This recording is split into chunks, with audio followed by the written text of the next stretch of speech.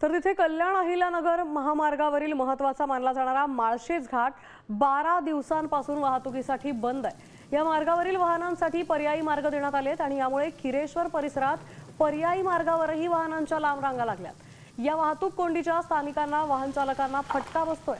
एकीकडे स्थानिकांना अडवलं जातंय तर दुसरीकडे काही अवजड वाहनांकडून पैसे घेऊन सोडलं जात असल्याचा आरोप स्थानिक करतात। अहो हे अवजड वाहन आहेत ना, आता हे तुम्हाला आता मी मगाशी पण सांगितलंय ही तशी अजून अजून संध्याकाळी येऊन बघा, संध्याकाळपर्यंत मोठी रांग लागेल या अवजड वाहनाची। या ठिकाणी पैसे घेणार आणि गाड्या सोडणार पुढे। कोण घेतं पैसे? सगळं प्रशासन जे जे कोणी अधिकारी असेल कोणी पण कामावर जे जे आहे ना इथं, म्हणजे इथं कामावर जेवढे असतात ना ते घेतात पैसे आणि देतात गाड्या सोडून।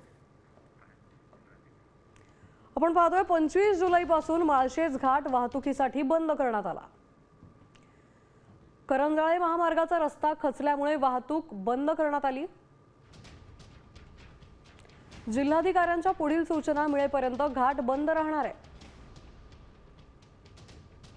पुण्याहून आळेफाटा, चाकण, लोणावळा मार्गे मुंबईला जाता येणार आहे, त्यामुळे हा मार्ग पर्याय म्हणून वापरू शकतात। तसंच अहिल्यानगरवरून आळेफाटा, नाशिक, कसारा मार्गे मुंबईला जाता येईल।